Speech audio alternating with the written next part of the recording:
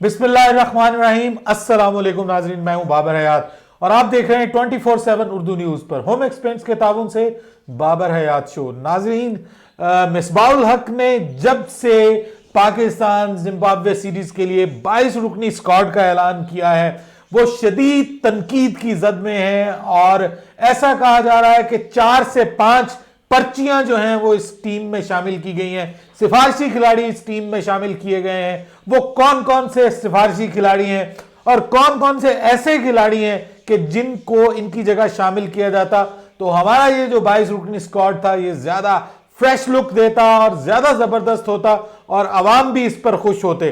आम एक cricket fan जो है वो भी नाराज है और दूसरी जानिब जो क्रिकेट एक्सपर्ट हैं वो भी इस चीज के ऊपर नाराज है कि ये जो जिम्बाब्वे के खिलाफ स्क्वाड का ऐलान किया गया है, अगर इसमें नए यंगस्टर्स को जो परफॉर्म जिन्होंने किया है नेशनल T20 कप में, उन्होंने अगर उनको मौका नहीं मिलना तो फिर किस टीम के खिलाफ उनको मौका मिलेगा। तफसील से इस हवाले से बात करेंगे कि जिम्बाब्वे की टीम पाकिस्तान पहुंच चुकी है जी।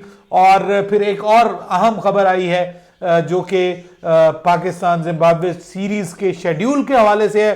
स्टेडियम को तब्दील किया जा रहा है और क्यों तब्दील किया जा रहा है इस पे भी बात करेंगे। लेकिन आगे बढ़ने से पहले आपसे गुजारिश कि अगर आप हमारे नए व्यूअर हैं तो प्लीज हमारे इस यूट्यूब चैनल को कर दीजिए सब्सक्राइब और बेल आइकन को पुश करना मत भूलिएगा। मुझे फॉलो कीजिए इंस्टाग्राम पे @बाबर-हयात-शो एंड ऑन फेसबुक भी बाबर हयात शो के नाम से मेरा पेज है।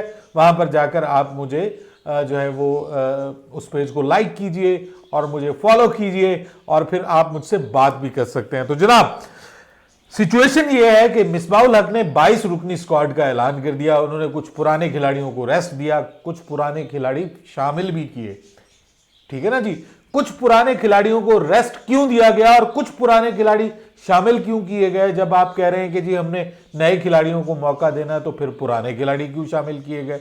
और फिर कुछ खिलाड़ी ऐसे शामिल किए गए जो समझ नहीं आ रही कि उनको क्यों शामिल किया गया और उनसे बेहतर ऑप्शंस आपके पास मौजूद थी। सबसे इंपॉर्टेंट जो चेंज हुई है वो है रोहेल नजीर। मैं रोहेल नजीर के जो उनकी एबिलिटीज हैं, जो जिस तरह से उसके अंदर टैलेंट है, मैं उससे बिल्कुल ये नहीं कहूंगा कि वो टैलेंटेड नहीं है या उसमें एबिलिटीज नहीं है, लेकिन राइट नाउ उसकी परफॉर्मेंस ऐसी नहीं थी कि उसको आप टीम के अंदर शामिल कर लेते। उससे ज्यादा बेहतर परफॉर्मेंस जो है वो ज़ीशान अशरफ की थी। ज्यादा बेहतर परफॉर्मेंस रन्स के हिसाब से, यानी वो दूसरे नंबर पे आते थे as compare to Mohammad Rizwan और उनको मौका नहीं मिला। कामरान अकमल को तो खैर छोड़ ही दें, उन्होंने उस बेचारे ने तो सबसे ज्यादा विकेट के पीछे शिकार किए, उसके बावजूद उसको बेस्ट विकेट कीपर का अवार्ड नहीं मिला। वो उन्होंने कम कैचेस पकड़ने पे भी मोहम्मद रिजवान को दे दिया। भाई साहब, कामरान अकमल ने अब खत लिखा है पाकिस्तान क्रिकेट बोर्ड को कि जनाब इसके ऊपर काम करें, बताएं मुझे कि मेरा कसूर क्या है। मैंने अच्छी विकेट कीपिंग भी की है और उसके बावजूद मुझे बेस्ट विकेट कीपर का अवार्ड नहीं मिला। ये तो हो गई बात। रोहेल नजीर की जगह ज़ीशान अशरफ बनती थी, अब आप उसको ले गए हैं जी, हम उसकी फिटनेस पे काम कर रहे हैं। अरे भाई, 3 T20 इंटरनेशनल मैचेस हैं, कितनी की फिटनेस आपने उसकी लेनी है और कितना फिट आपने उसको करना है, उसके बाद आप उसको टीम में शामिल करेंगे जी। उसको हमने हाई परफॉर्मेंस सेंटर में बुला लिया है, अब उसकी फिटनेस पे काम होगा। शर्जील खान को हमने हाई परफॉर्मेंस में बुला लिया, उसकी भी फिटनेस पे काम होगा। आजम खान को हमने हाई परफॉर्मेंस में बुला लिया, उसकी भी फिटनेस पे काम होगा। आजम खान को इसी फिटनेस के साथ जो है वो लंकन प्रीमियर लीग में शामिल कर लिया गया है। बाय द वे 8 पाकिस्तानी खिलाड़ियों को लंकन प्रीमियर लीग में शामिल किया गया। उसमें सरफराज अहमद भी हैं जिनको आप रेस्ट दे रहे हैं। उसमें खैर शाहिद आफरीदी हैं, वो तो अब खैर किसी भी क्रिकेट का हिस्सा नहीं है, लेकिन उसी स्क्वाड के अंदर वहाब रियाज भी लंकन प्रीमियर लीग का हिस्सा है।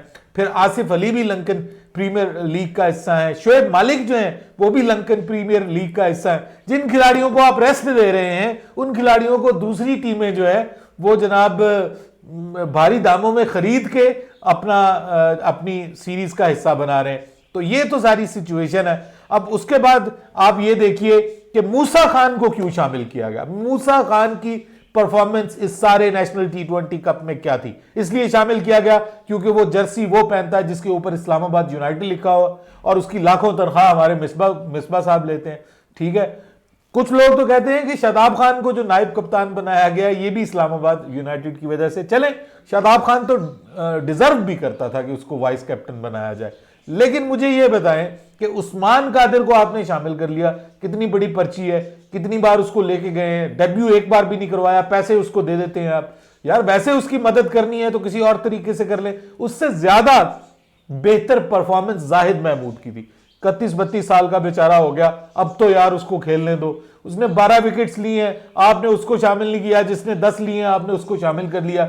जो ज्यादा बेहतर इकोनॉमी के साथ 7-8 की इकोनॉमी के साथ इसने किया, वो उसने जो है वो 9 की इकोनॉमी के साथ रन्स दिए हैं। तो आप परफॉर्मर्स को तो कोई जगह नहीं मिली, ठीक है जी। उसके बाद जफर गौहर को शामिल कर लिया।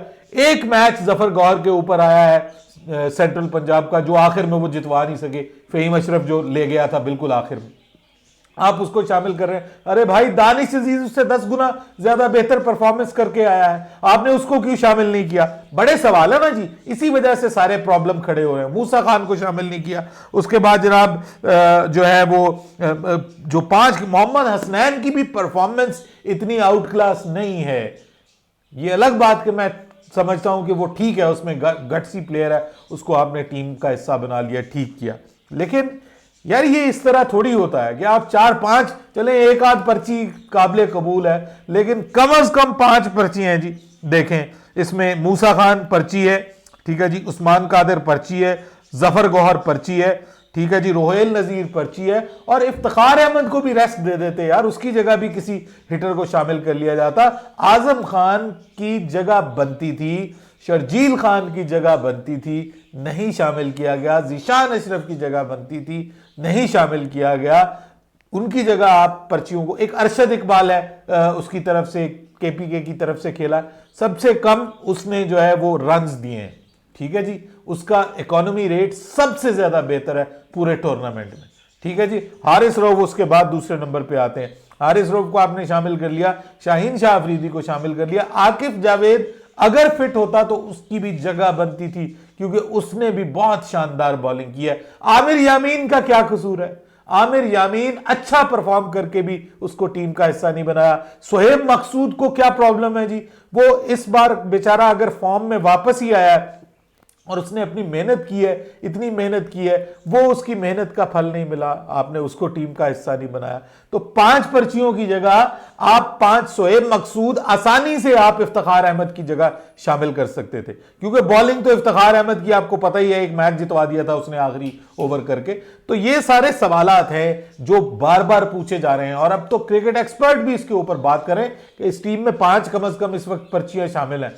एतराज और बहुत से लोगों के ऊपर भी हो सकता है, लेकिन ये जो लोग हैं ये तो बगैर किसी लॉजिक के, जफर गौहर को बगैर किसी लॉजिक के शामिल किया गया, मूसा खान को बगैर किसी लॉजिक के शामिल किया गया, और रोहेल नजीर को बगैर किसी लॉजिक के शामिल किया गया। उस्मान कादिर की समझ नहीं आ रही कि उसको क्यों बार बार शामिल करते हैं, खिलाते भी नहीं है। अब इनमें से मुझे नहीं पता कि किसको डेब्यू मिलेगा। अब्दुल्ला शफीक को अलबत्ता उम्मीद है कि डेब्यू मिल जाएगा, लेकिन अब्दुल्ला शफीक को जो शामिल किया गया, कम से कम एक यंगस्टर को तो शामिल किया गया, वरना ज़ीशान मलिक ने भी बहुत अच्छा खेला था, बुरा नहीं वो खेला था। बहुत सारे नाम है यार इसमें, अगर किसी का मैं नाम नहीं भी ले पा रहा तो बहुत सारे नाम है जिसमें से आप अच्छे लड़कों को सिलेक्ट कर सकते थे। बहरहाल अभी इसी पे गुजारा करना पड़ेगा। आप दुआ करें कि ये सब कुछ न्यूजीलैंड के दौरे में ना हो, वरना न्यूजीलैंड आपको उड़ा के रख देगी, ये मैं आपको बता रहा हूं, अगर पर्चियां न्यूजीलैंड के दौरे में भी गई। जिम्बाब्वे की टीम बहरहाल पाकिस्तान पहुंच गई है जी, और आज से ही उनका क्वारंटीन 7 दिन का स्टार्ट हो गया। 30 अक्टूबर को पहला वनडे मैच खेला जा रहा है रावलपिंडी क्रिकेट स्टेडियम में, और बाद में जो अब मैचेस लाहौर में होने थे T20 मैचेस, अब सोचा जा रहा है, इस पे खास गौर खौज किया गया है कि वो मैचेस भी रावलपिंडी में होंगे, क्योंकि लाहौर में जो स्मोक है ना, वो जो काले धुएं वाली धुंध है, उसकी वजह से प्रॉब्लम क्रिएट हो रही है और मुश्किल है कि वहां पर मैचेस हो। तो अब सारे मैचेस मोस्ट प्रोबेबली आपको रावलपिंडी क्रिकेट स्टेडियम में देखने को मिल सकते हैं। आपके ख्याल में जी कौन कौन सी पर्चियां हैं इस 22 रुकनी स्क्वाड में? कल जो मैंने वीडियो अपलोड की है जिसमें मैंने ज़्यादा इस पर बात नहीं की थी, इतने लोगों ने उसमें कमेंट्स किए हैं और हर बंदे ने ये कहा यार फलां को क्यों नहीं शामिल किया, फलां को क्यों नहीं। किसी का नाम नहीं भी ले सका तो उसके लिए माजरत, लेकिन 5 पर्चियां कमोबेश मौजूद है। एग्री करते हैं तो जरूर बताइएगा कमेंट्स में। बाबर हयात को इजाजत दीजिए, अल्लाह हाफिज।